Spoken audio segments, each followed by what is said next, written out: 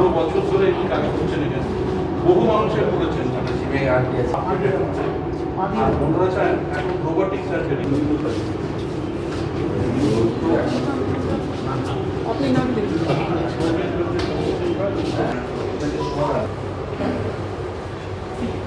सात बছরের তার কাছে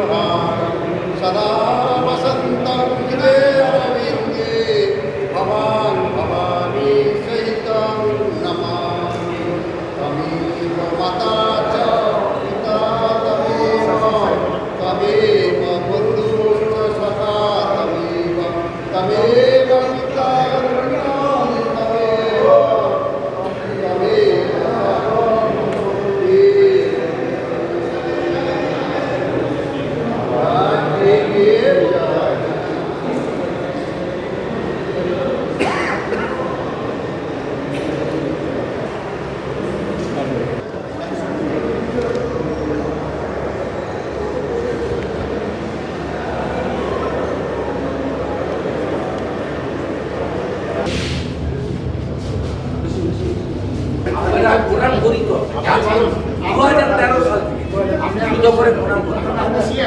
প্রণামটা অর্ধেক আর সিএম এমনি কিছু করি লেজ আছে না সিএম এবার নিয়ে যান পুরো মহারাজের আশীর্বাদ আছে ভালো চলছে না দুজন মিলে করে গুরু মহারাজ কি জয়। তো টাইট করে দিয়েছে বাপরে ওম পূর্ণমদঃ পূর্ণমিদং পূর্ণাৎ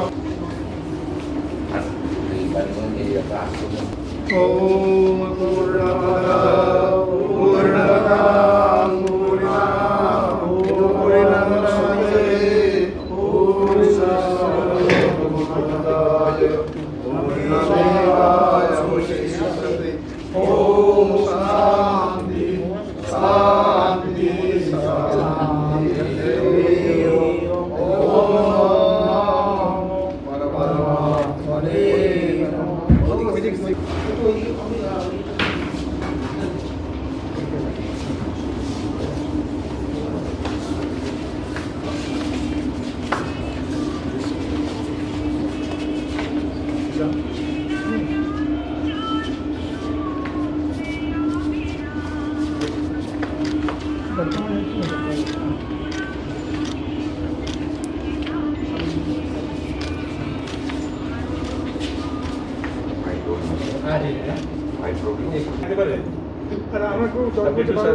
আজকে চিকিৎসক দিবসে আপনাকে স্বামীজিকেও বাঁচিয়ে দিয়েছে 10 বছর আগে।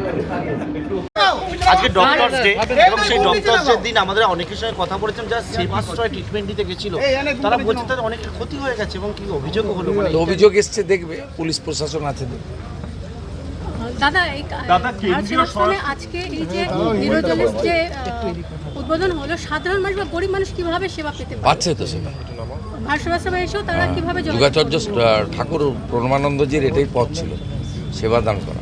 আর এরা কমার্শিয়াল অ্যাঙ্গেলে করে না। আর কাছে যে বিদ্যাসাগর হসপিটাল আছে পরিষেবা একেবারেই নেই, সেক্ষেত্রে বিদ্যাসাগর হসপিটাল নিয়ে কি কিছু চিন্তা ভাবনা করা হয়েছে? সব হসপিটাল নিয়েই চিন্তা ভাবনা করছি। আমাদের স্বাস্থ্যমন্ত্রী, স্বাস্থ্য রাজ্যমন্ত্রী, আমরা সবাই একসঙ্গে কাজ করছি। এবং আমাদের পশ্চিমবঙ্গে এনএইচএমের কাজ ছিল না, হয়নি গত 3 বছর।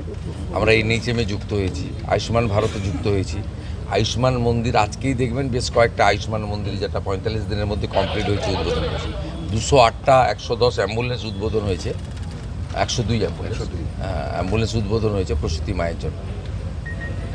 হোমিওপ্যাথিক ডাক্তার দিয়ে অ্যালোপ্যাথিক চিকিৎসা হতো সেবাশ্রয়, হোমিওপ্যাথিক ডাক্তার দিয়ে না, অভিযোগ এসেছে, আমি দেখেছি। এখানে এসপি আছেন, তিনি তদন্ত করবেন এবং জেলা শাসক বা স্বাস্থ্য দপ্তরের যা হেল্প নেওয়ার পুলিশ নেবে। ইটস এ ক্রাইম হলে দেখার জন্য ভারতীয় ন্যায় সংহিতাতে যা করার করা হবে।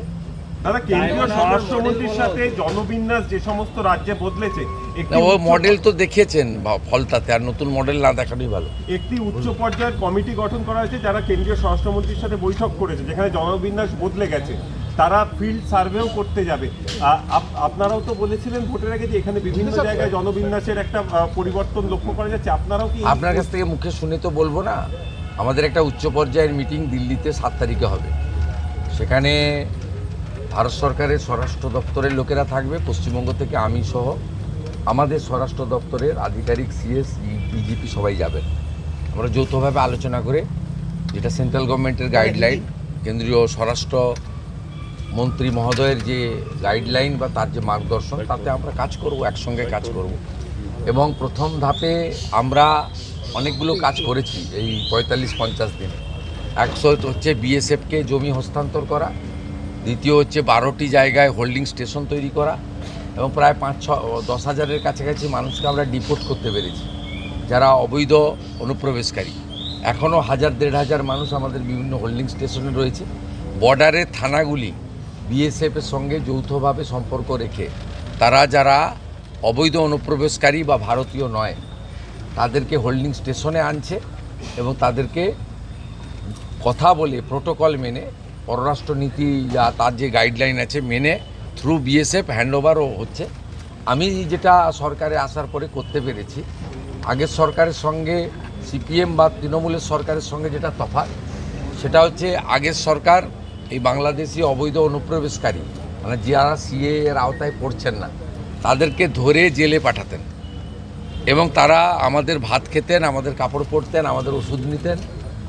আমি এসে সেটাকে তুলে দিয়েছি, আমরা তুলছি, হোল্ডিং স্টেশনে রাখছি 1 দিন, 2 দিন, 3 দিন, তারপরে আমরা সরাসরি ডিপোর্ট করছি। এবং মূলত ভোটার লিস্টে ডিটেক্ট আর ডিলিট যারা হয়ে গেছে, এবারে তৃতীয় যে অংশটা বাকি আছে ডিপোর্ট, সেই কাজটা চলছে। এই কাজটা খুব দ্রুতর সঙ্গে চলছে, দুটো কাজ একসঙ্গে চলছে। ডিপোর্টের কাজও চলছে আর বর্ডারে বিএসএফকে ল্যান্ড হ্যান্ডওভারের কাজ চলছে।